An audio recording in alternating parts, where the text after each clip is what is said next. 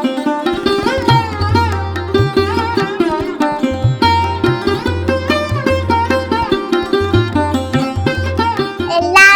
வணக்கங்க.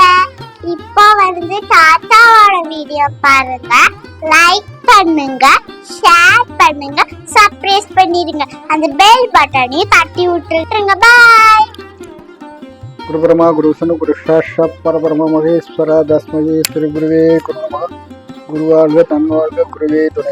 அகத்தீஸ்வராய நமோ நமக நமோ நம. திருவள்ளுவர் நயனாரே நமோ நமக. ஐயா, ஒரு கணபதி மந்திரம் உங்களுக்கு சொல்றேன். அது வள்ளுவர் காலத்துல அவர் எழுதி போனது. அவர் வள்ளுவர் சாஸ்திரத்தை ஒரு சொல்றாரு. அது நல்ல கருத்து. ஒங் அங் ஒங் அங் ஐந்து கரத்தானே கணபதியே நமகா. ஒங் அங் ஒங் அங் ஐந்து கரத்தானே கணபதியே நமகா. ஒங் அங் ஒங் அங் ஐந்து கரத்தானே கணபதியே நமகா. நாள்தோறும் சொல்றார். இதை தவறாம சொல்லிட்டு வந்தா கண்களுக்கு காட்சி அளிப்பார்.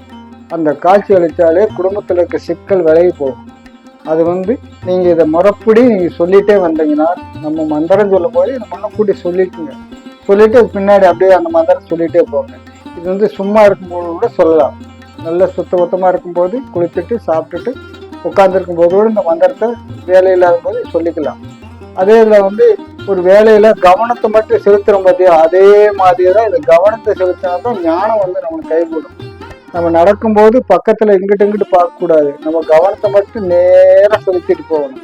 அந்த பார்வைக்கு மட்டும் அந்த ஞானம் கிடைக்கக்கூடியது. ஆடு மாடு மேய்க்கிறவங்க அந்த ஆட்டு மேலேயும் மாட்டு மேலே கவனமா தான் இருப்பாங்க. அந்த சிந்தை இருக்கவங்களுக்கு ஞானம் கிடைக்கும். அவங்களுக்கு சில பேர்த்துக்கு இது ஞானமானு கூட தெரியாம அவங்க செத்து மோட்சத்துக்கு போயிருக்கிறாங்க.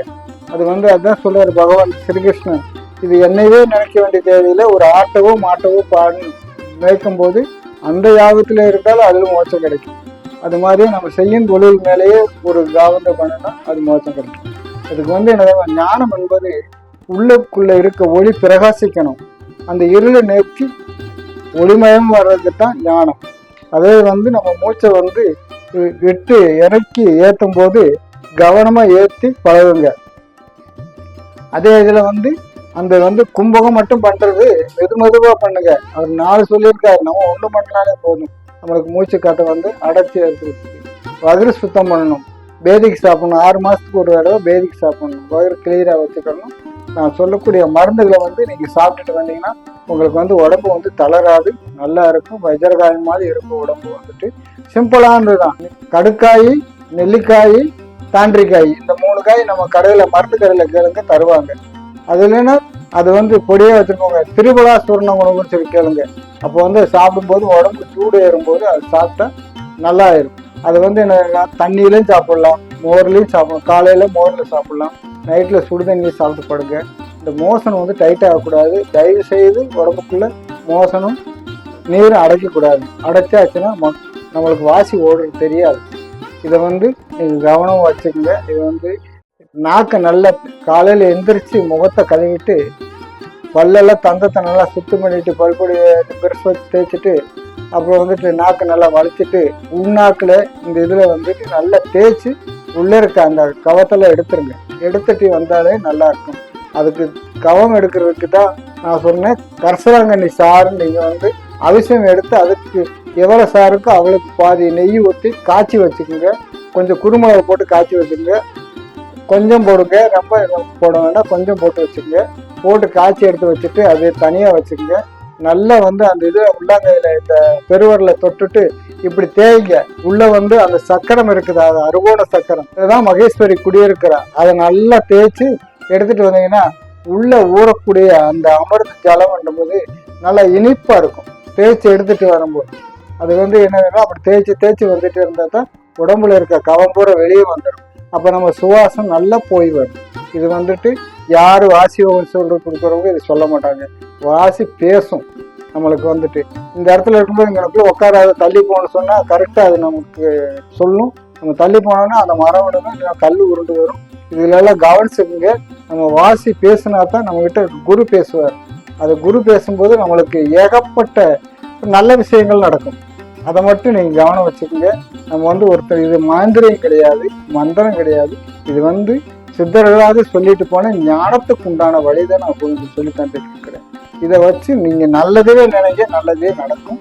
நல்ல முறை செயலோட வாழ்ந்துவாங்க. நான் சொல்லக்கூடியது அந்த மந்திரத்தை வந்து 21 தீட்சை எடுத்துக்கோங்க. எடுத்துட்டு இந்த கணபதி மந்திரம் சொல்லிட்டே வாங்க. இடையில சொல்லிட்டு வரேன். அடுத்த கந்த பெருமானுடைய மந்திரம் ஒன்று சொல்கிறேன். இதை வந்து கையில் பிடிச்சிக்குங்க. அந்த சிவபெருமான் உங்களுக்கு உதவி பண்ணுவார்.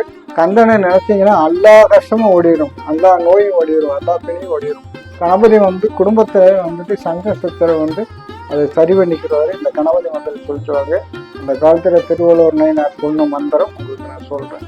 இதை வந்துட்டு அவசியமாக வந்துட்டு இது சொல்லுங்க, நல்லா இருக்கும். இதை வந்துட்டு எழுத்து மூலியமாக அந்த பூரா தமிழில் தான் எழுதிருக்குது. வந்து இதுக்கு வந்துட்டு வேற இதெல்லாம் கிடையாது. இது வந்து எழுத்து மூலியமாக தமிழ் எழுத்து தான்.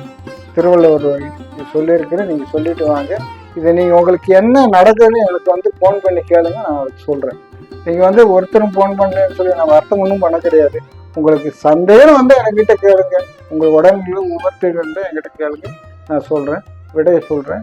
அதே மாதிரி வந்து நான் சொன்னதை வந்து இது அவசியம் வந்துட்டு கசலாங்கண்ணி சாறு, நெய், கொஞ்சம் குருமிளகு போட்டு காய்ச்சி எடுத்து வச்சுக்கோங்க.